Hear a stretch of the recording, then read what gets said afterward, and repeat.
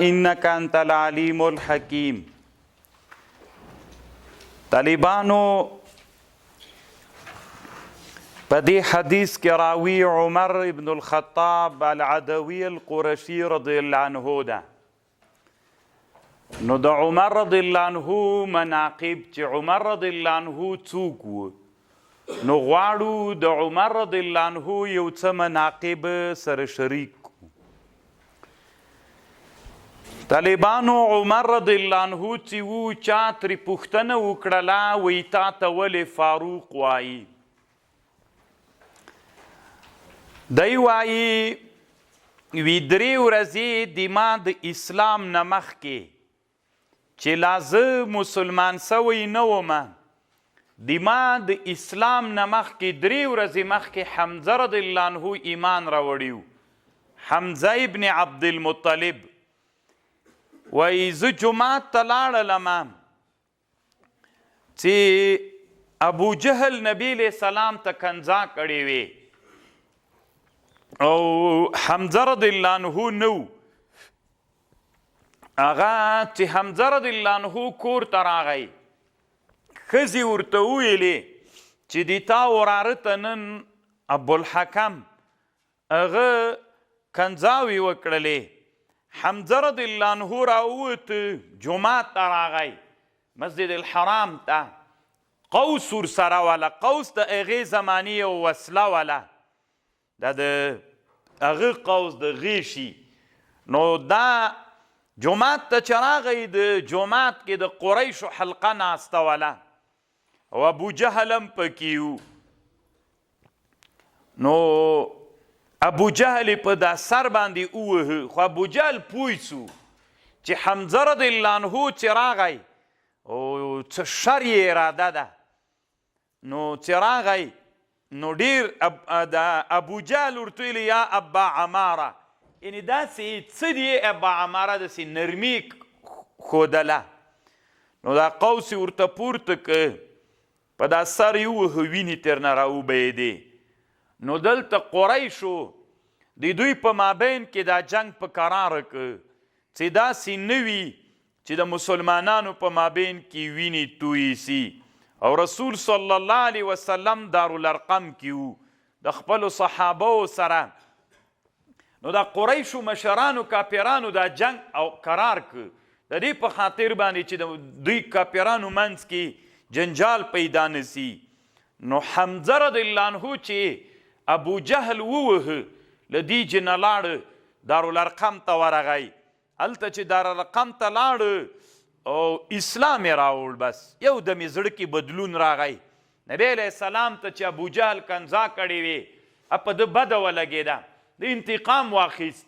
الله پاک یې ایمان نصیب وګرځو. د حمزه رضی الله عنه د اسلام 3 ورځې وتلي دي. د 3 ورځې نه وروسته الله عز وجل یو کار وکړ چې هغه روان سو. څه ورته وایي؟ دا عمر رضی الله عنه وایي ما اراده وکړله، چونکې مجلس کې به د رسول علیه السلام ډېر یادېده چې دی نه ځان څنګه خلاص کو، د مونږ دین ختموي، د مونږ مذهب ختموي، د مونږ د بودایزم او د بت پرستۍ دین د خطر سره مخ کوي. وی ما اراده وکړله چې زه له کوره راووتلم او یو د بنو مخزومو د قبیلې یو سړی را سره مخ سو. دی چې کله ما سره مخ سو نو ما ته ویلي چیرې روان یې؟ ما ورته ویلي زه د صابي ته ورځم چې دا د پلارو د نیکه دین یې پرېښودلی، محمد رسول الله صلی الله علیه وسلم. وی چې ورسره مخ سوم، هغه راته ویلې چې دا کار ته نسې کولی. وی ما ورته ویلې تم لکه سې دین نه اوښتلی وې، دا سړي سره چې زه مخ سوم دم له اسلام په دین مشرف سوی و. وی زه ورنه وی ما چې ورته ویلې چې ده باندې بده ولګېده عمر صاحب باندې. وی عمر رضی الله عنه راته وویلې چې لکه تم دین نه اوښتلی، خوشکه راته وکړه. ما ورته ویلې عمره ډېره خوشکه مه کوه، که د رښتیا دومره هغه ورسه دیتا خور او دیتا سی زوم چې خور دی ورته ناسته ده سعید بن زید دواړو ایمان راوړی عمر رضی الله عنه ویلې رښتیا وایې ملو عمر رضی الله عنه روان سو د رسول الله سلام عادت دا و کله به چې چا نوی ایمان راوړ د هغوی نه به مخکې چې کومو صحابو ایمان راوړي قرآن به یې زده و قرآن به بیا دوی ته ور زده کو نو د عمر صاحب خور فاطمه بنت الخطاب او سعید بن زید چې دی میړه د دوی زوم و او خباب ابن ارت رضی الله عنه دا دلته ناست و عمر صاحب چې غوږ ونیو کوټې ته ورغی کور ته چې هلته خلک قرآن وایي نو دروازه یې وټکوله غږ یې وکړه من فی الباب عمر دومره حیبتي غږ د عمر دا نوم عمر نو عمر رضی الله عنه خباب ابن ارت په کور کې وجي کې پټ سو ورننوت دوی ډېر د ورخطایي نه هغه کوم لیکل چې په پوسته کې هغه زمانه کې قرآن لیکل سوی دوی د کوټې په منځ کې پرېښود له ډاره ورخطا سول چې ورننوت وي څه شی م ویلې وي څه م نه ویلې خو بالاخره سعید ابن زید راونیو وینې یې که چې وینې یې که نو یعنې ویې وهه خور یې ورنږدې سوله ورته ویلې عمره نر غوندې مو ایمان راوړی مونږ د لا اله الا الله په دې باندې مشرف سوي یو د الله په توحید د نبی علیه السلام په رسالت باندې قول کوو نو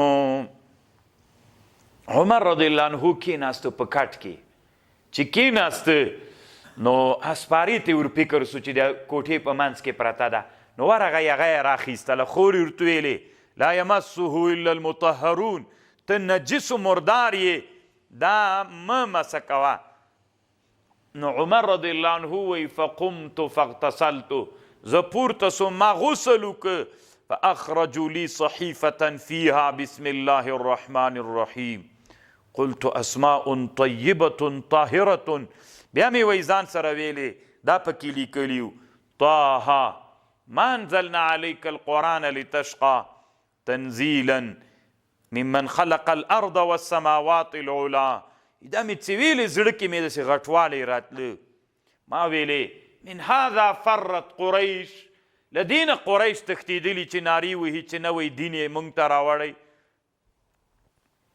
وایي بس اسلام مې راوړ غږ یې وکړه فاین رسول الله صلی الله علیه وسلم چیرته د رسول الله صلی الله علیه وسلم هغوی ورته ویلې دارالارقم کې ده کله چې دا خبره وکړه چې رسول الله چیرته ده هغوی ورته ویلې دارالارقم کې ده کوټه کې دننه خباب ابن ارت پټ ناست و هغه راووته عمر رضی الله عنه ته یې ویلې پرون نبی علیه السلام دعا کړې لکه ستا ته د نبی علیه السلام دعا قبوله سوې داسې دعا یې کړې اللهم اید الاسلام باحب الرجلین الیک یا الله پاکه په محبوب د سړیو ایمان ته تقویت ورکې یا الله پاکه عمر رضی الله عنه اسلام نصیب کې یا د ابو جهل اسلام نصیب کې ځکه دا دواړه داسې قوي خلک دي که ایمان نصیب سي الله عز وجل د دوی د اسلام د وجې نه په ټولو مسلمانانو باندې رحم کوي وی بیا ستی را روان سلو کله چې دارالارقم ته راورسید دا د صفا سره نږدې طالبانو یو کور و د عبدالله ابن ارقم یا د ارقم ابن الارقم د کور دروازه یې وټکوله غږ یې وکړه من فی الباب څوک عمر حمزه رضی الله عنه راغی رسول الله ته ویلې وی عمر ده نو نبی علیه السلام ورته ویلې وی که ایمان که شر ته راغلی زه کار کوم او که خیر ته راغلی وي نو را پرېږدئ کله چې راغی طالبانو قوم پې راټول سو حمزه ورته ویلې ما لکم قالو عمر اول چې دروازه وټکوله صحابه ټول راټول سل حمزه صاحب ورته ویلې څه دي وی عمر د وی خلاصه کوي ورته دروازه چې کله راننوته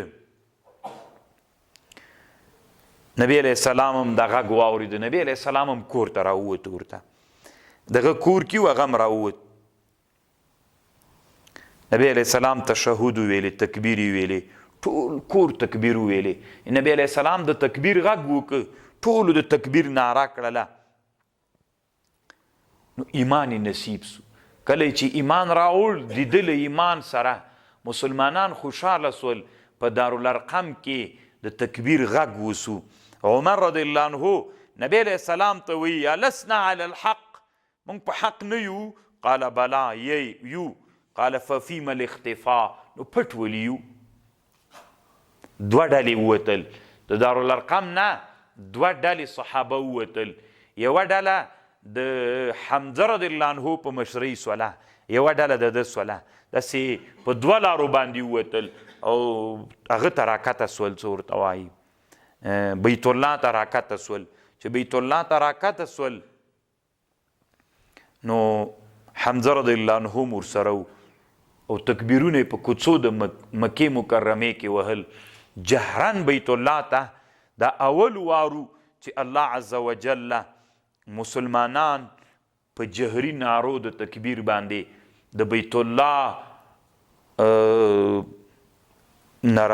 تاسو طواف وکړ او لامدغه ورځ نه نبی صلی الله علیه وسلم دته د فاروق لقب ورکړ فسماني رسول الله صلی الله علیه وسلم الفاروق یومئذ وفرق بین الحق والباطل په دې ورځ باندې د حق او د باطل په مابین کې جدایي راغله نو دا اسلام د عمر رضی الله عنه او فاروق لقب چې الله ورکړ لامدې وجې نه ورکړ یو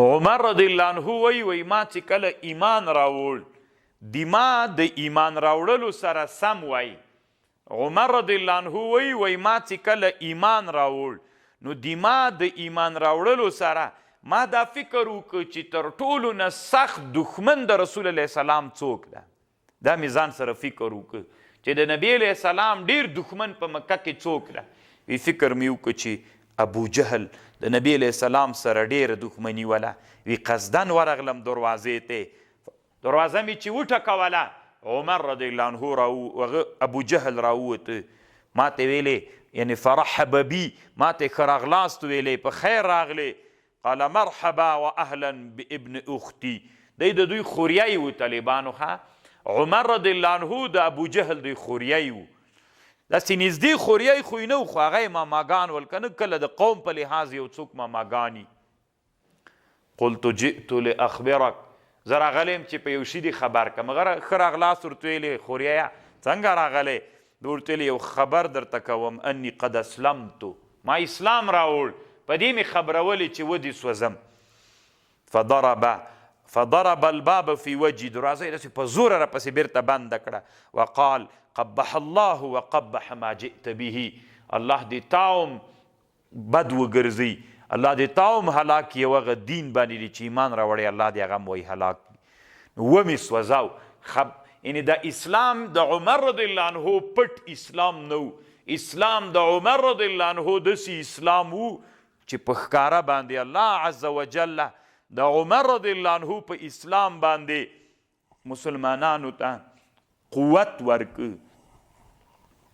عمر رضی الله عنه په خلافت کې د مصر والی د عمر رضی الله عنه په مصر باندې والی عمر ابن العاص عمر ابن العاص والیو بیا یو څه خلک د مصر نه راغلل هغه ته راغلل عمر رضی الله عنه ته ورته ویلې ای امیره د موږ نیل یو عادت لري هغه دریاب نیل نه د طالبانو مصر کې یو بحیره ده بحیرة النیل د دې یو عادت ده چې وچ سي اوبه یې نه هغه کېږي بیا د خلکو ورته ویلې چې موږ داسې عادت لرو یو نجلۍ چې وړه وي نو هغه مونږ مور و پلار راضي کو بیا هغه ته ښه کالي ور واغوندو ډېرې پیسې مور و پلار ته ورکو بیا هغه دریاب نیل ته ور واچو دا د مونږ د پخوانه عادت ده چې ور وایي چې ژوندی هغه یې ویسي مړه سي نو بیا الله عز وجل د دریاب نیل روان کی دریاب نیل مو په دې عادت کړی ده دغه عادت دی مونږ په بحیرة النیل کې ده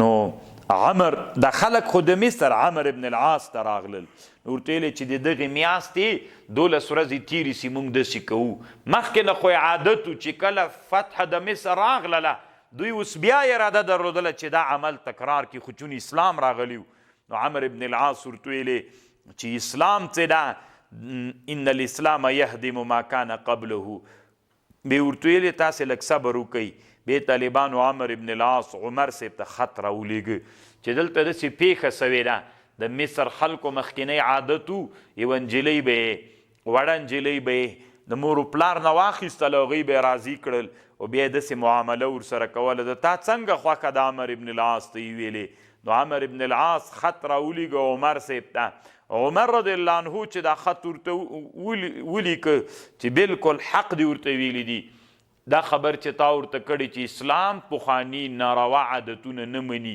نو دا ړنګ کا هدم یې کا ما تا ته یو خط در ولیږه وړکی خط یې ورولیږه د خط سره یې بل وړکی خط ور ولیږه بیا ورته ویلې دا دریاب نیل ته ور واچوه دا خط چې د ما خط در ورسېده او دا خط راواخله بحیرة النیل ته یې ور واچوه کله چې طالبانو عمر ابن العاص ته له مدینې منورې نه عمر صاحب خط ور ولیکه نو په خط کې لیکلي ول من عبدالله عمر امیر المؤمنین الى نیل اهل مصر دی عنوانو طالبانو د خط طالبانو د عمر رضی الله عنه دغه لوی کرامت دا و چې خط یې دریاب ته ور ولیږه اوبو خط عمر رضی الله عنه پیژاند خبر دغه جي کې ده طالبانو تاسې دې په دې پوهې اوبو ته م الله علم ورکړی ما ترجمه کې یو تحقیق کړی بې غربیانو هغې باندې نقدونه کړي بې علمه غربیانو اما طالبانو د علم د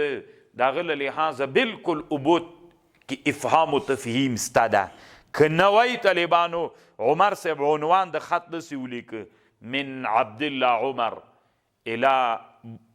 عبدالله عمر امیر المؤمنین الى النیل اهل مصر اما بعد فإن كنت تجري من قبلك فلا تجري په مخکینی طریقه باندې که جاری کېدلې نیله مه جاری کېږه وإن كان الواحد القهار يجريك که یو الله دې جاری کوي فنسأل الله الواحد القهار أن يجريك او که الله واحد القهار دې جاری کوي بیا جاری سه چې دا یې پکې واچوله د دوی هغه د اختر د ورځې نه یو ورځ مخکې وقد تأي اهل مصر للجلاء والخروج من د مصر خلک دومره خپول ځکه دا اوبې وچې سیولې او هلته هغه عادت ته عمر ابن العاص نه پرېښودل ځتي خلکو له دیجې نه کډې بارولې وچکالي وله نو چې دا خط یې ور ولیږه فاصبحوا یوم الصلیب وقد اجراه الله 16 ذراعا په یوه شپه باندې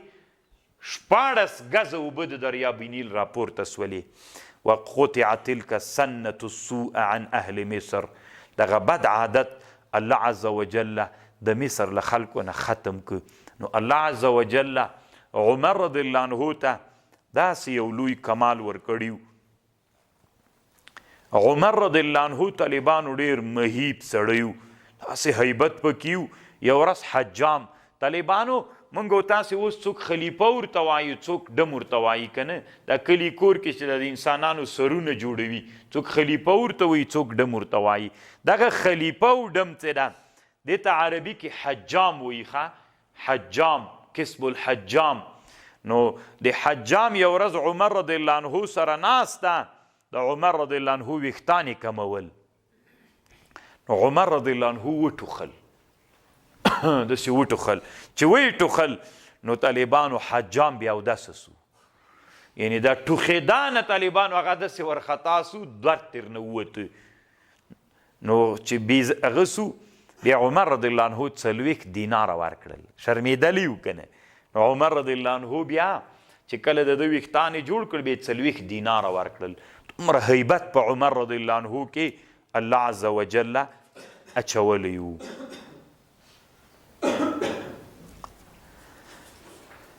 عمر رضی الله عنه طالبانو یو ورځ د جمعې ورځ ده د مسجد نبوي په منبر د رسول الله صلی الله علیه وسلم باندې خطبه وایي عمر صاحب یوه ډله جهاد ته لیږلې د دې جهاد مشر ساریه ابن زنیم نومیږي، دی مجاهد ده، صحابي ده.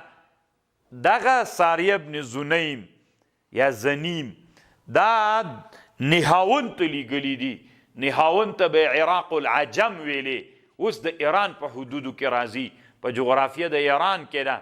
نو هلته سړی لیږلی ده، عمر رضی الله عنه د جمعې خطبه وایي. یو دم دښمن مسلمانان مخ طرف ته متوجه دي، دښمن یو دم شا طرف نه راغی. چې دښمن شا طرف نه راغی په مسلمانانو باندې، نو عمر رضی الله عنه دلته خطبه ویلې، این د مدینې له منبر نه نهاون ته قمنده ورکوله، یا ساریتو الجبل، یا ساریتو الجبل، یعنی اتق الجبل، اتق الجبل، د غره نه ځان وساته، د غره نه ځان وساته. عمر صاحب دلته په مدینه کې خلکو ته خطبه وایي، یو دمې نارې کړلې، یا ساریتو الجبل الجبل. خلک ورخطا سول، عمر صاحب موږ ته خطبه وایي، نارې دلته ساریه ته وایي، ساریه چېرته ده؟ دا شی کوي عمر رضی الله عنه. نو طالبانو چې کله دا خبر ورک، نو یوه میاشت بعد خلک راغلل، یوه میاشت بعد کله چې د جهاد نه خلک راغلل، نو عمر رضی الله عنه نه خلکو پوښتنه وکړله چې عمر رضی الله عنه داسې یو رښتیا چې کله خلک راغلل، نو هغه ساری ابن زنیم ویلې، قصه یې کوله مجاهدینو چې داسې د جمعې ورځ وله، دغه وختو د دښمن سره هغه جنگ روانو. مونږ فکر نو چې دښمن له شانه راغی. الله عز وجل یو هاتفي غږ نارې ولې، هاتفي هغه غږ ته وایي، د موبایل ته هاتف وایي دوی که نه، ځکه مناسبت به وي. هاتفي هغه غږ ته ویل کېږي چې غږ وي سړی نه معلومیږي، دې ته هاتفي غږ وایي. نو موبایل ته ځکه دوی هاتف وایي. یو هاتفي غږ راتله، دې غږ کې داسې نارې ولې، یا ساریتو الجبل الجبل، ای ساریه د غره نه ځان وساته او د غره نه ځان وساته. مونږ چې غره ته متوجه سولو چې رښتیا دښمن و، بیا دښمن مات سو. نو مدینې خلکو ویلې چې دا غږ خو هغه غږ و چې عمر رضی الله عنه له دې جنه د جمعې په ورځ باندې د خطبې د جمعې کې نارې کړلې چې یا ساریتو الجبل، یا ساریتو الجبل. نو طالبانو دا خبره ډیرو کتابونو د علم حدیثو د تاریخ کتابونو کړې ده. دلته علامه علاء الدین علی ابن المتقی ابن حسام الدین الهندی کنز العمال کې له اصابیر ابن الحجر نه نقل کړی او بې لیکلي اسناده حسنون، د دې خبرې سند حسن ده، او په ډیرو نورو سندونو باندې بیا نقل کړي، خو مې د یو هغه درته نقل کړ. نو الله عز وجل عمر رضی الله عنه ته داسې یو لوی منقبت نصیب کړی و. عمر رضی الله عنه چې و طالبانو څومره صحابه و چې د مدینې نه د مکې نه مدینې ته هجرت کړی ده، یا یې د مکې نه نورو خواو ته هجرت کړی ده، هجرت مختفیین و، په پټه باندې هجرت کړی ده. اما عمر رضی الله عنه هجرت پټ نه ده کړی. عمر رضی الله عنه توره واچوله او تورې م واچوله، خپل قوس م راواخیست او ځان سره یو څو غیشې لاس کې ونیول، بیت الله ته ورغی. د بیت الله د څنګ ته اشراف د قریشو ناستو، د و طواف وکړل، 2 رکعاته مونځ یې وکړه له مقام ابراهیم سره. پس له دې نه یو ته ورغی او داسې ورته ویلې شاهت الوجوه، مخونه مو الله وسوځوه. من اراد ان تثکل امه ويتم ولده وترمل زوجته فلقیني وراء هذا الوادي. هر یو ته ځان ته ورغی، ورته ویلې که څوک غواړي چې مور یې بوره سي، بوره مور خو هغه ته وایي چې زوی یې مړ سي، که څوک غواړي چې زوی مور یې بوره سي، بچی یتیم سي، ښځه یې کونډه سي، ما سره دی د دې دشتې، چونکې دوی حرم ته احترام درلوده، د دشتې ته د ما سره سي. فما تبعه منهم احد، هېڅوک هم ورته راپورته نه سول له مجلس. بس طالبانو د هجرت په لاره باندې مدینې منورې ته روان سو. الله عز وجل داسې یو هیبتي انسان جوړ کړی او رښتیا هم طالبانو ډېر خوند کوي، مناقب یې دومره خوند کوي که نه، ډېر صحابه تېر سوي، خو الله عز وجل دې ته یو ځان ته منقبت ورکړی. ولې ورته امیر المؤمنین وایي؟ طالبانو مخکې به د عمر رضی الله عنه ابوبکر صدیق د رسول الله خلیفه رضی الله عنه، کله چې ابوبکر صدیق رضی الله عنه د رسول الله خلیفه سو، بیا به ده ته خلیفة رسول الله ویلې. عنوان کې به چې د خط لیکل کېده الی امیر المؤمنین عمر، الی خلیفة رسول الله، خلیفه د الله رسول ته ابوبکر خلیفه به ورته ویلې. عمر رضی الله عنه ته بیا څه ویلې؟ عمر رضی الله عنه ته خلیفة رسول الله ویلې. بیا یو ورځ عمر رضی الله عنه یعنی د امیر المؤمنین لقب اول عمر صاحب ته ورکړل سو. څنګه قصه والا؟ عمر رضی الله عنه هغه ته خط ولیږه، د عراق والی ته خط یې ورولېږه چې ما ته 2 قوي سړي راولېږه. دا دواړه قوي سړي دي چې ما ته راولېږل، زه به د عراق د حالاتو په اړه ترې پوښتنه وکم چې عراق کې څنګه حالات دي. خط یې چې ورولېږه نو د عراق والی 2 نفره راولېږل، یو لبید ابن ربیعه العامري او یو عدي ابن حاتم. دا دواړه چې را روان سول هغه ته راغلل مدینې منورې ته. دې وخت کې طالبانو د عمر صاحب دروازوان عمر ابن العاص ده، یعنی چې کله کوټې ته راننوځي باندې د دروازوان عمر ابن العاص ده، عدي ابن حاتم او لبید ابن ربیعه عامري، دوی دواړه دلته ناست دي. راغلل چې راغلل نو عمر ابن العاص ته یې ویلي مونږ اراده لرو چې امیر المؤمنین سره ووینو. نو عمر ابن العاص ورته ویلې څومره ښه نوم ورته یاد که امیر المؤمنین، ښایي زه به ورسمه، تاسو ته به کوم ځای نه راغلي یئ؟ مونږ یې راغوښتي ولو، له عراق نه راغللو، د عراق حالاتو سره شریکو. دا خو ډېره ښه ده. عمر ابن العاص عمر صاحب ته راننوت، ورته ویلې السلام علیکم یا امیر المؤمنین. عمر رضی الله عنه ورته ویلې څنګه د امیر المؤمنین نوم ذکر که؟ مخکې خو د خلیفة رسول الله ویلې. ویل 2 نفره راغلي دي د عراق نه، هغوی دا لفظ استعمال که ما ته ډېر خوند راکه. نو اجازه ورکه، اجازه یې چې ورکړه طالبانو، له همدغې بیا ورسره راننوتل طالبانو او د عمر صاحب سره خپل مجلس وکړه. له همدغې ورځې نه وروسته طالبانو په کتابونو او په لیکونو کې عنوان داسې لیکل کېده من امیر المؤمنین، من عبدالله، من امیر المؤمنین عمر ابن الخطاب. مخکې خو خلیفة رسول الله لیکل کېده، اوس عنوان داسې لیکل کېده امیر المؤمنین، امیر المؤمنین عمر. داسې عنوان په کتابونو کې د دې نه بعد ذکر سو. نو اول هغه څوک چې په امیر المؤمنین ملقب سوی ده هغه عمر رضی الله عنه ده، یعنی د مسلمانانو امیر. عمر رضی الله عنه چې و الله عز وجل دومره الهیت ورکړی. یو ورځ د مصر والی عمر ابن العاص یو صحابي راولېږه چې د هغه نوم و، هغه نومېده څه ورته وایي معاویه ابن خدیج نومېده. معاویه ابن خدیج ته یې ویلې وی ته لاړ سه فتح د اسکندریې سه یې وله. اسکندریه په مصر کې یو ښار ده د مدیترانې دریاب په غاړه باندې، د دې فتح څه یې وله. عمر ابن العاص معاویه ابن خدیج ته ویلې وی لاړ سه عمر رضی الله عنه باندې زیری وکړه او د مدینې خلکو ته زیری ورکړه چې الله عز وجل فتح د اسکندریې راوستله. نو کله چې معاویه ابن خدیج راغی جماعت ته راغی، د جماعت ته مسجد نبوي ته ناسته انتظار ده چې ګوري وه وړه نجلۍ راغلله جماعت ته.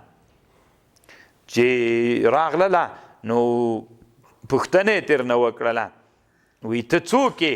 دلته جماعت کې ناست یې؟ ده ورته ویلې زه معاویه ابن خدیج یم، عمر ابن العاص قاصد او رسول را لېږلی یم. او د عمر رضی الله عنه سره مې هغه نجلۍ ولاړله، منډه یې کړله. چې لاړله عمر صاحب ته یې وویلې چې یو سړی راغلی د مصر نه عمر ابن العاص را لیږلی معاویه ابن خدیج نومیږي نو ته ورسره وینې ورته ویلې ورسه زرې راوله نو دی پوه سو طالبانو ځکه هلته جنګونه اشتباکات موجود ول نو دی چې روان سو عمر رضی الله عنه طالبانو په یو لاس کې دا لنګ نیولی و په بل لاس یې دا عربو کې یو عادت دا و طالبانو تاسې د دې ته فکر وي عربو ټول عمر کالي نه دي اغوستلي د نبی علیه السلام زندگی چې ګورئ نبی علیه السلام به لکه د احرام غوندې نه د عرب داسې زندگی ډیره کوله یو به لنګ طالبانو کمیس به صحیح ده نبی علیه السلام ته محبوب کمیس مو خو زندگی د عربو ډیره داسې وله یو به لنګ یو څادر به لنګ یو څادر به پاس نه اغوستی و لکه د احرام حالت څه وي داسې زندگی د عربو ډیره وله داسې خو اوس چې افغانستان کې کم ملا وګرځېږي بیخي به خدا د چا فتوا پې ولګوي ځکه انسان چې متاثر کېږي چا نه ډېر متاثر کېږي ټولنې نه او اصل کې طالبانو د رسول الله عمر رضی الله عنه دغه حالت کې همداسې و په یو لاس یې طالبانو لنګ نیولي و په بل لاس د څادر داسې چې اړولي نیولي و تیز را روان و دی چې ور روان سو نو ورته ویلې ما عندک معاویه ابن خدیجه څه دي د سره قال خیر یا امیر المؤمنین فتح الله الاسکندریه الله فتح د اسکندریه راوستله فخرج معي الى المسجد جماعت ته راننوت طالبانو عمر صاحب باندې ورته راوتلی چې دا معاویه ابن خدیج سره مخ سو وایي څه خبر ده ورخطا سو کنه چې یا به څوک شهیدان سي یا به څه خبر وي څه خبر ده وایي فتح الله الاسکندریه الله فتح د اسکندریه راوستله بس طالبانو جماعت ته ورسره ننوته فقال للمؤذن أذن في الناس غوكا الصلاة جامعة منزو أخدا فاجتمع الناس خلق را جمع سل اغا مؤذن اعلانو کنه د مدینه خلق را ټول سل یو دم ټول مدینه جماعت ته ثم قال لي قم فاخبر الناس پورته خلقو ته خبر ورکا فقمت ودردم فاخبرتهم خبر می ورک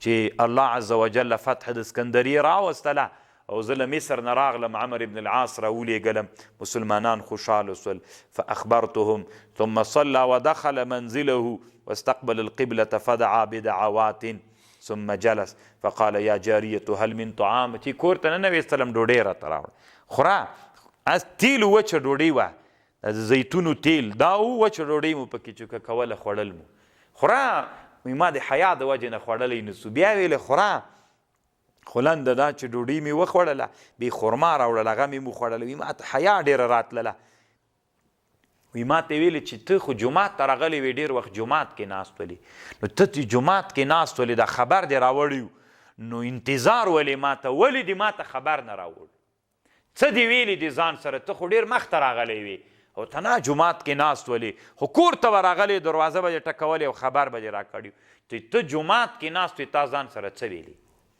دغه ټکی طالبانو ټکی ده وایي ما ورته ویلې قلت امیر المؤمنین قائل وایي ما ویلې امیر المؤمنین به د غرمې په خوب باندې ویده وي دی څه ورته وایي بئس ما قلت او بئس ما ظننت لئن نمت النهار لاضيعن الرعیه که زه د ورځې ویده سم لأضيعن الرعیه رعیت به ضایع سي زه د ورځې څنګه خوب وکم د دومره لویې اسلامي امپراتورۍ واک راکړل سوی ده نو که زه د ورځې ویده سمه نو لأضيعن الرعیه رعیت به ضایع سي باید زه د رعیت کار وکم ولئن نمت الليله لأضيعن نفسي نه د ورځې ویده کېږم نه د شپې که د ورځې ویده سم رعیت به ضایع سي او که د شپې ویده سم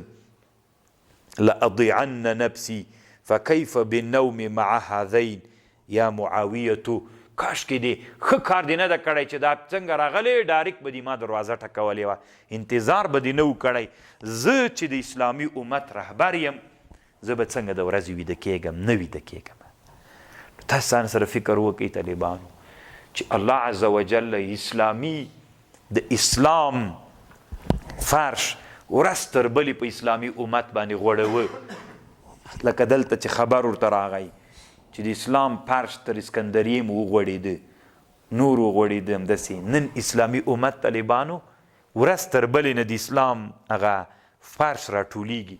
علت یې دا د طالبانو داسې مخلص رهبران موږ نه لرو لکه عمر رضی الله عنه غوندې چې الله عز وجل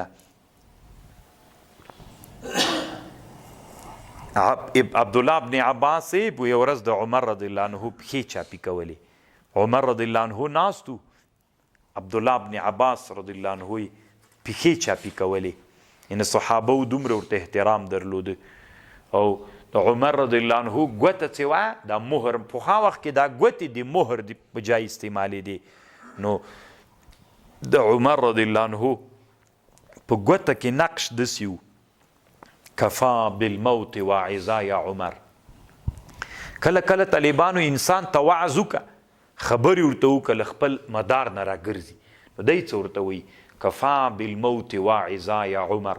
عمره مرګ د تا دپاره وعظ بس ده. سړی چې په دې فکر وکړي چې ورځ مړ کېږم، بس همدا واعظ بس ده، بل واعظ ته ضرورت نشته ده. طالبانو عمر رضی الله عنه کې دومره هیبت پروت و، دومره هیبتي سړی و.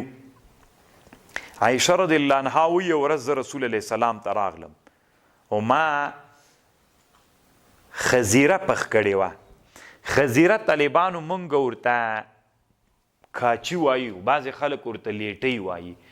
دا داسې یو شی د طالبانو د هغه نه اوړه راواخله، اوړه او غوړي، بس دا اوبه مو ورسره وي، غوړي نه یې پکې اول کې، اوبه او اوړه راواخله، دې نه یې داسې لړي لړي چې ښه پخه سي، بیا داسې کاسو کې واچي یا په غوریانو کې منځ کې داسې کنده غوندې وباسي، غوړي منځ کې اچوي. فکر کوم تاسو کې به م عادت وي که نه. دې ته موږ خپله پښتو کې کاچي ورته وایو او بعضې خلک ورته لیټۍ وایي. نو دا د لیټۍ لفظ لږ عام ده، بس دغه شی طالبانو. نو دا یې دا وایي ما پخ کړې وله او نبی علیه السلام ته مې راوړله. ما سعودي رضی الله عنها ته وویلې کولي، سوده رضی الله عنها هم ناسته وه، ما ورته ویلې وخوره، نبی علیه السلام هم هغې نه خوړله. وایي ما ورته ویلې یا به یې خورې یا د مخ پې ککړومه، یعنې نه یې خورم. ستې مې په دې کاچي کې لاس ور واچو، دې مخ به یې ککړ پکړ کړي. نبی علیه السلام وخندل، خندل یې چې که نه د دې مخ داسې په هغه باندې په کاچي ککړ پکړو. نبی علیه السلام خندل را. او بیا نبی علیه السلام وی زه ونیولمه، زه یې ورته ونیولم، هغه ته یې ویلې، سعودي رضی الله عنها ته یې ویلې چې اوس نو ته لاس پکې کا، بیرته دې وار له هغه نه واخله. هغه خو زړه ښځه وه، عایشه رضی الله عنها خو ځوانه وه. وی ته دا لاس پکې کېږده، چې لاس پکې کېښوده نو هغه یې راواخیسته، ورته وایي وی ته یې اوس مخ ولړه ورباندې. نو هغه یې چې نبی علیه السلام عایشه رضی الله عنها ورته ونیوله، سعودي رضی الله عنها چې لاس پکې واچو چې د عایشې رضی الله عنها مخ یې ورباندې هغه کو ککړ کړ پې باندې. دلته عمر صاحب تېرېده، باندې تېرېږي. دا معامله د رسول الله ده، سعوده رضی الله عنها ده او عایشه رضی الله عنها ده. عایشې خو د سعودي مخ ککړ کړ، نو سعودي رضی الله عنها نبی علیه السلام هغه ته ویلې، سعودي ته وایي زه به عایشه رضی الله عنها درته ونیسم، ته اوس مخ ککړ کړ پې. چې مخ پې باندې ککړاو نو هغه دلته تېرېږي عمر. فمر عمر فناده یا عبدالله، داسې نارې ویلې ای عبدالله. نو دوی داسې فکر وکړه چې لکه سي عبدالله ابن عمر دلته راننوځي. فظن النبي انه سيدخل، لکه سي من کور ته راننوځي. فقال قوما فاغسلا، زر جګې سي مخونه مو ومینځئ. قالت عایشه وی فما زالت اهاب عمر لهیبة رسول الله صلی الله علیه وسلم. مخکې مې زړه کې د عمر نه دومره هیبت نه و، په دې ورځ مې چې ولید چې عمر رضی الله عنهم رسول الله صلی الله علیه وسلم هم له عمر نه دومره هیبت کوي، یعنې چې ما زه غږ واورېدله زر زر کوي مخونه مو مینځئ. له هغه ورځې نه وروسته الله عز وجل د ما په زړه کې هیبت د عمر رضی الله عنه واچو. دومره لوی هیبتي سړی و طالبانو. عایشه رضی الله عنها وی زینوا مجالسکم بالصلاة علی النبی صلی الله علیه وسلم وبذکر عمر بن الخطاب. کله چې مجلس موږ جوړ کړیو نو په مجلس کې په رسول الله درود وایي. او بل دا ده عمر رضی الله عنه مجلس کې ډېر یادوي، ځکه د هغه تاریخ او د هغې خبرې د انسانانو دپاره مسیر بدلوي. انسانان له خپل مسیر نه عمري مسیر ته رااړي. رښتیا د طالبانو دومره خوند کوي او دومره ښه تاثیر په سړي باندې کوي. خو طالبانو یو ورځ نور مناقب یې درته وایم، بیا د نورو صحابو ډېر نه درته وایم ځکه بیا اوږدېږي خبره. خو د ده مناقبو باندې طالبانو یو ورځ بیا سبا ته م انشاءالله بحث کوم. نن به م یو څه پې باندې وغږېږو. هغه هم ټول نه وایم، داسې مختصر یې وایم. د تاریخ په اوږدو کې طالبانو یو کال راغی، دې ته کال د عام الرماد ویلې. کال د عام الرماد ورته ویلې. دا د عمر رضی الله عنه په زمانه کې 18 کال د هجرت و. دا داسې کالو چې دومره غریبي وه لکه نه چې ورته حیرانه بسې بیخي تر حده ډېره غریبي په مسلمانانو باندې راغلله. نو یو ورځ عمر رضی الله عنه ناسته د خېټې یا چې وګسي خېټه که نه داسې قرقر غوندې کوي. نو عمر رضی الله عنه د خېټې قرقر وکړ. عمر رضی الله عنه به تیل خوړل. طالبانو تیل غوړي نه خوړل، تیل یې خوړل. بیا خپلې خېټې ته څه وایي داسې اشاره یې ورته کړه، داسې یې چوخ کړله. وقال تقرقر تقرقرک، قرقر کوه په خپل قرقر کولو دی. لا والله انه ليس لك عندنا غیره حتى يحيي الناس. چې خلکو کې بیرته حیات ژوند نه راغلی، قسم په الله کې درکم زر واریم که قرقر وکې نه یې درکوم، تر څو چې مسلمانان اسلامي امت بیرته ژوندی نسی. ځکه هلته ډېر خلک مړه سول، انسانان داسې یو لوږې سره مخ ول چې ته به م ورته حیرانه سي. نو دی ورته وایي که قرقر کوې که یې نه کوې هېڅ فایده نه درته کوي. قسم په الله چې انسانان ژوندي نسی که تا ته خو زه غوړ خوراک درکمه. نو الله عز وجل طالبانو دومره د رعیت او خپل مسؤلیت ته متوجه کړي. عمر رضی الله عنه چې و په خپل ځان باندې طالبانو په عام الرماد کې غوښه حرامه کړې وه. وی زه به غوښه ونه خورم تر څو چې خلک ونه خوري. چې خلکو غوښه نه یې خوړلې زه غوښه نه خورم. د عام الرماد په کال باندې د عمر رضی الله عنه یو زوی ده، خټکی ورسره ده په لاس کې. لاس کې خټکی یا هندوانه ورسره ده خوري. دی څه وایي بخن بخن یا ابن امیر المؤمنین تأکل الفاکهه و امت محمد صلی الله علیه وسلم هزلا. واه واه د امیر المؤمنین زوی به میوه خوري او د نبی صلی الله علیه وسلم به له لوږې نه ډنګر وي. نو ترې روا یې خیست طالبانو. دا وړکی هلک و چې ترې روا یې خیسته طالبانو، هلک لاړو زړلې. فاسکت عمر بعد ما سأل عن ذلك. قالو چې پوښتنه یې وکړله طالبانو دې په اړه چې دا یې له کومه کړي ول.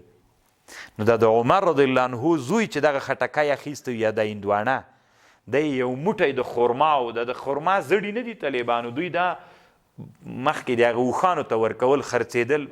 دا وړکي هلک د خرما زړي راوړي ول یوه لپه، دی باندې طالبانو دا یوه پله د خرما اخیستې وله ماما نه. په لاره تېرېده له غنه یې دا اخیستې وله. خو عمر رضی الله عنه بیا هم ویلې واه واه د امیرالمؤمنین زوی به هغه خوري، میوه خوري. و امت محمد صلی الله علیه وسلم هزلا. د نبی علیه السلام امت به ډنګر وي. طالبانو دومره ډېر درد د عمر رضی الله عنه سره موجود. طالبانو عمر رضی الله عنه نه په خپل خلافت کې یو روحانی شخصیت و. طالبانو د بادشاهي په اصلي معنا پوهېده. وړه دوره چې ما سره چا کړې طالبانو تاسو ته مې ویلي ول، دغه کې وایي علامه ابن خلدون وایي د بادشاهي اصلي مقصد دا ده چې دنیا به آبادوي. اصلي د بادشاهي مقصد شی ده آبادي د دنیا ده.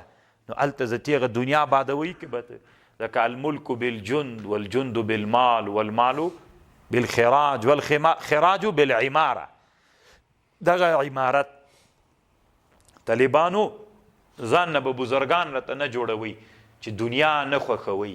کله رعیتداري دې چې کوله، دا اوس طالبانو زه چې سبق ته راتلم یو سپین ږیری سره مخ سو، وي دغه پوسته کې مې نه پرېږدي چې کور جوړ کړمه.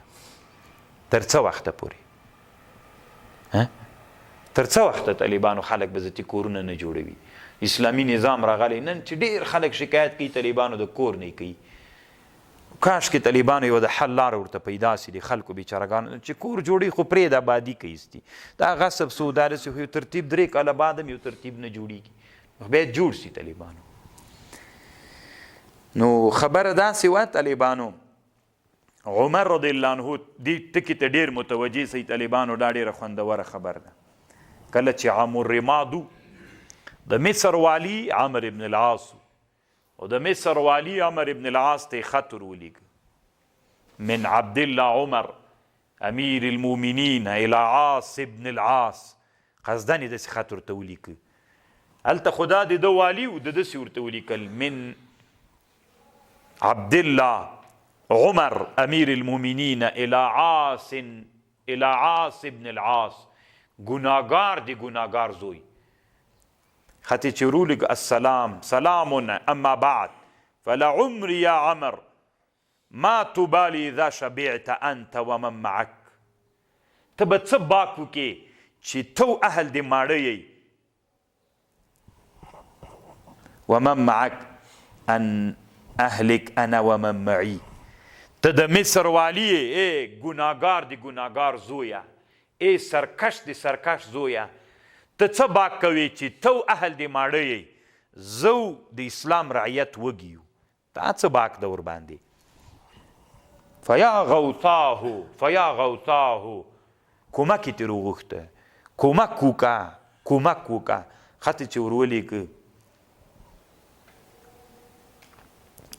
نو عمر ابن العاص طالبانو چې دا خبره ده خط وکته، ډېر خوند یې ورکړه، تاثیر یې پرې وکړه. کله چې طالبانو یو د نصیحت خبره د زړه له درد وي چاته، په سړي بده نه لګېږي. تاسې ژوند کې تاسو فکر وکړئ. ما تاسو ته د هغه په ورځ باندې یوه خبر وکړه، د افتتاح په ورځ باندې کوم په یاد وي د انسانانو په زړونو کې چې کوم مردارۍ موجود وي، چې ته خبره ورکې هر څوک د خپل هغه دغه بد هغه انتزاع کوي که نه. هغه چې زه والي سره ناست وم وزیر سره، چې یو څه فکر کوه بل څه فکر کوه بل څه فکر کوه، زه د څه دپاره ناست وم که نه.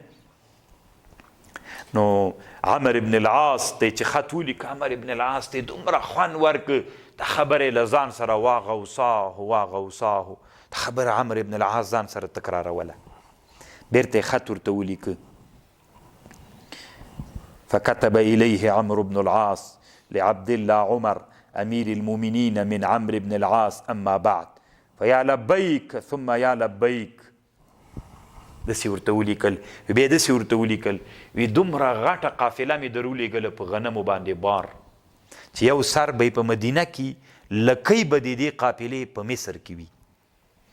اسلامي امت طالبانو دې ته ضرورت لري چې د اسلامي امت رهبري کوي، خلک ته به د لوږې غم به یې خورې.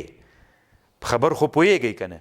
زه طالبانو د تېرې جمعې په ورځ د پنجشنبې په ورځ چې تاسې نه لاړم، یو چېرته میلمانه ولو، ما ته کله کله خلک ملګري راته وي چې ته لږ ګزاره کوه، میل زړه مې درد کوي، کاشکې خلکو نه پېژندلی نه به یې راته ویلی. یو ځوان ودرولم ډوډۍ او دا څه ته راووتلم، ما ته یې ویلې وایي حماسي صاحب میل وایي زه د افغانستان د هغه ځوانانو مشر یم چې هغه ترکیې او ایران ته تلل مړه سوي دي، ورک دي ژوندي، د هغو نماینده یم په افغانستان کې. میل ښه نه قسم د وي دا ځوانان نه فحشا ته تلل نه منکراتو ته تلل، غریبي پسې اخیستي وه. دلته هېڅ شی نسته، چا کوزده کړې، چا ورور ته کوزده کړې ده، مزدوري پسې روان. دومره عکسونه یې راوښودل که نه وي تا به نه یې لیدي. ما ورته ویلې دا زه په انټرنیټ کې ګورم، وي تا نه دي کتلي. ته یې ویلې دا عکسونه دومره مړو افغانانو ځوانانو عکسونه ورسره وو چې د ترکیې او د ایران په مر شهیدان سوي ول. ده ویلې اوس د امام یو ورور ورک ده په دې کې، تاسې من حیث الامارت دا مسؤلیت لرئ. اوس که د ما ورور مړ وي، هر سهار مې چې مور راجیږه سي وایي په دې ارمان چې ما خوب لیده چې ورور دې راغلی وي، ټول کور مو وي خور مو. دینی تعلیم کوي، معلمه ده، مریضه ده بیخي دی مونږ څه وکړو؟ ده دا غوښتنه وه چې متقي صاحب نه که ته ما ته وخت واخلې او چې زمونږ ورسره کینو چې دومره اوسي چې اوس ډېر جونې دي، پیغلې نجونې دي د دغه هلکانو په تمه ناستې دي که مړه چې دومره وکړي رابطه وکړي د ترکیې حکومت سره یا د ایران سره. بعضې مجهول الهویته مړي دفن سوي دي خو هغوی د ډي ان اې معاینه کړې د معلومات دې وکړي چې دا د پلانکي خاندان سړی دی، هغوی به اطمینان سي نجلۍ به بل وکړي او بل ترتیب به برابر سي. دا د چا کار د طالبانو چې د خپل رعیت پوښتنه وکړي. عمر رضی الله عنه چې کله په عام الرمات کې د عام الرمات په کال باندې عمر رضی الله عنه عمر ابن العاص ته داسې خط لیکي: من عاص الى عاص ابن العاص سلام اما بعد فلعمري يا عمر يا عمر ما تبالي اذا شبعت انت ومن معك. تا څه باک ته چې ته موړې څوک هم موړ ده. اهل دیم ان اهلک انا ومن معي، زو اهل مې چې مړه کېږم دي تا څه پې باندې باک ده. نو هغه بېرته خط ورته راولېږه، خط کې داسې ورته ولیږل دومره غټه قافله مې در روانه کړله د غنمو له خوراکي شیانو نه بار چې یو سر به په مدینه کې بل سر به په مصر کې وي. قافله راورسېدله طالبانو مدینې منورې ته، سخته وچکالي او قحطي وه. دا په تاریخ کې ډېر مشهور کال د عام الرمات چې کله قافله راورسېدله طالبانو نو عبد الرحمن ابن عوف، زبیر ابن العوام، سعید ابن سعد ابن ابي وقاص، دا عمر رضی الله عنه مشران مقرر کړل وي د مدینې منورې او د چارپیر چې څومره ساحې دي د اسلام چې دا غریبي ځپلي ول د ټولو باندې دغه یو یو بار د اوښ ورکوي، یو همدغه اوښ هم د دوی دا بار هم د دوی په دې هر اوښ باندې داسې منظمې کړي خوراکي شیان هم ول بستري او بړستنې پرشونه هم ورباندې ول او هغه هم ورباندې و څه ورته وایي خوراکي شیانو د غنمو حبوبات چې وارې وړل ورته ویل طعام دیم د دوی سي دا اوښان دیم د دوی سي حلال دي کې غوښې دي وخوري. نو ټول د مدینې منورې خاندانونو ته یو یو اوښ الله عز وجل ورسو. کله یې چې ورسو او بیا یې ورته ویل یا عمر بیا دا باندې ډېر خوشحاله سو عمر صاحب. خط یې ولیږه بېرته عمر ابن العاص ته، داسې خط یې ورته ولیکه ای عمره الله خو په مصر باندې په مسلمانانو ته الله فتح د مصر راوستله او مصر ډېر ښه د حاصلاتو جای ده او ډېر خیرونه پکې دي. نو نه وایي چې مصر فتح سو عمر صاحب ورته وایي دی چې تم فکر وي طالبانو ځکه تاسې خالص داسې فکر کوئ چې دا دنیا زه چې مثلا د دې ملت راعي و شپونکی سم که نه عمر رضی الله عنه وایي که د دجلې د بیالې لاندې یو پسه غورځي مړ کېږي پوښتنه به یې په ورځ د قیامت له چا نه الله کوي؟ له ما نه به الله کوي چې ولې دا پسه مړ سوی د ولې غورځلی پول دې ولې سم نه و جوړ کړی؟ نو د دې پوښتنه به الله د مسؤل نه کوي د راعي نه به یې کوي. کله چې عمر رضی الله عنه ورته وایي ما چې کله فتح د مصر راغله ما په زړه کې یوه خبر راوغورځېدله. هغه خبر دا وه چې باید د مصر نه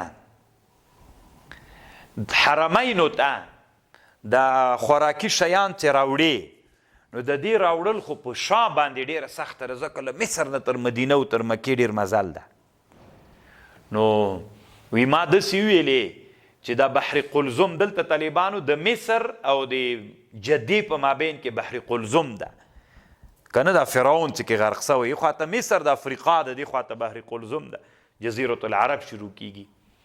نو وی ما داسې ځان سره وویلې په هغه وخت کې چې فتح راغله چې له مصر نه د دریاب نیل دا راوچیرې او دا دریاب دی چې راوچیرې چا سره یې وصل کې بحر قلزم سره نیل له چا سره باید وصل سی بحر قلزم سره چې د مصر نه کشتۍ کې بار واچې بحر قلزم ته راوړي او بحر قلزم نه لن حرم ته راوړي. حرم ځکه جده خو بیا هغه ته نږدې ده حرم ته مکې مکرمې ته یو نیم ساعت مزل د طالبانو موټر کې نږدې ده.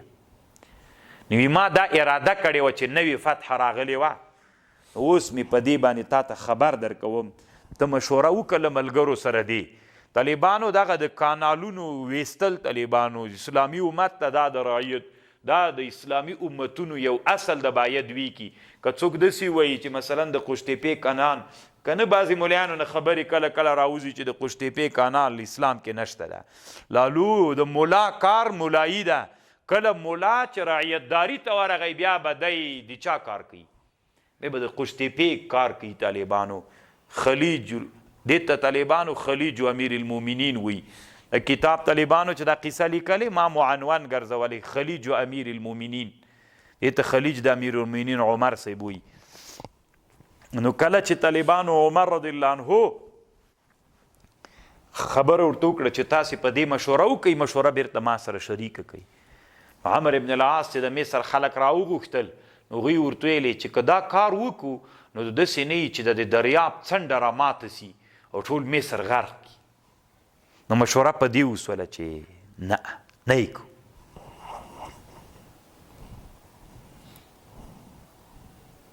نو بیا طالبانو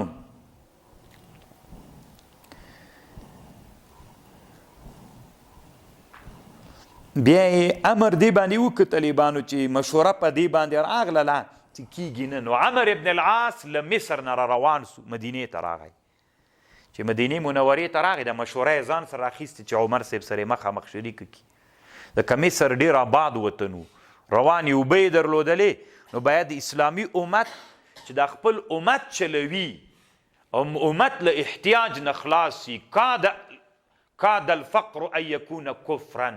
کله کله طالبانو دا فقر سبب دی چا ګرځي. تاسې ووینئ طالبانو موږ په افغانستان کې چې ډېر د باطل په سب کې ولاړو، د غریبۍ د وجې نه و، او دا د اسلامي امت یو ضرورت ده. نو عمر ابن العاص راغی مدینې منورې ته، عمر رضی الله عنه سره چې کېناست، عمر رضی الله عنه ورته وخندل، ورته ویلي وی ته رایه مه راته وایې، زه به درته یم تاسې په دې مشوره کړې ده چې نه کېږي.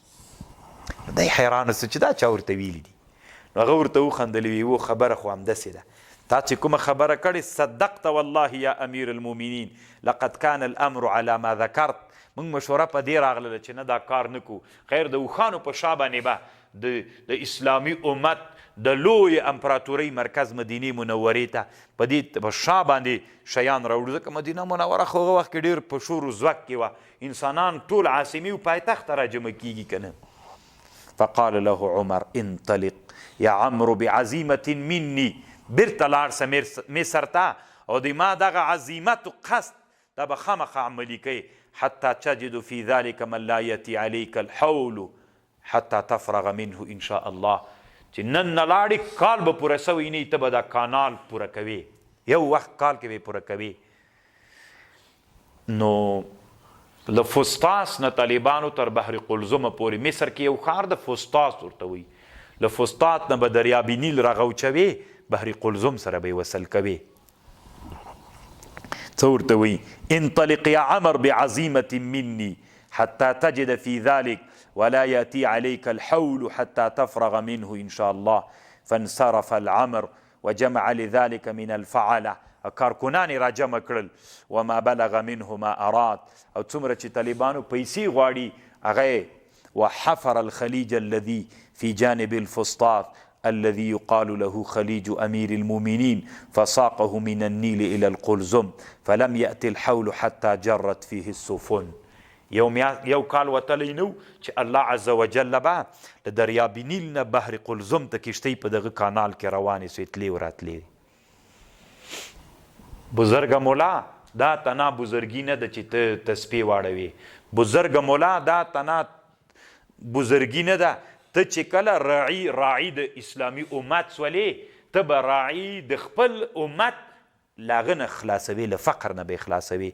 عمر ابن العاص چې د حرمینو انسانان له فقر نه خلاصول، نو دغه زمانه کې طالبانو له بحر نیل بحر قلزم سره وصل.